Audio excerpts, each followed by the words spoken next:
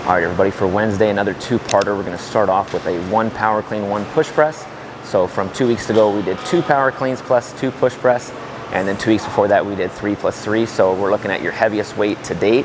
So make sure you guys look back, see what you finished at on the 2 plus 2, and see if you can't beat that for a 1 power clean plus 1 push press. What we'll do for our conditioning is we'll get into 5 sets of 2 minutes on, 2 minutes rest. So 1-to-1 work to rest ratio means you can go pretty hard.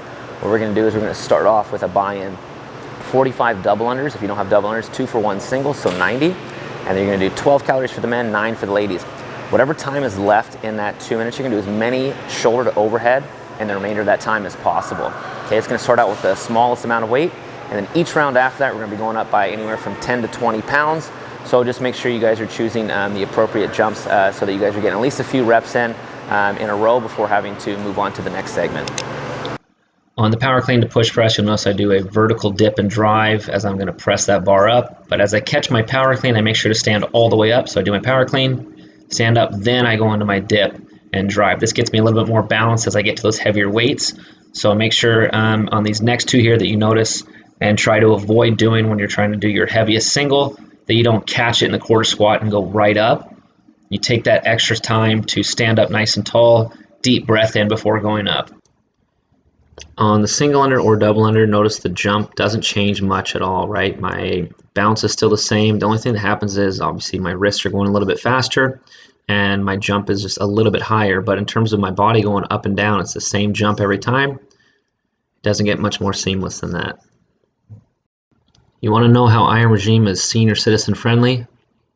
Take a look at this clueless figure. Can you spot who that was? On the shoulder overhead I'm using here is the push jerk. I want you to see how deliberate I am about punching my head through and a strong lockout with the elbows. Okay, nothing soft here. Strong vertical dip and drive into a strong head through finish punch out. Have you ever seen anyone do a shoulder overhead like this? If not, come on down and watch the men of 9 a.m. This is how they tell me they want to do bench press without saying it.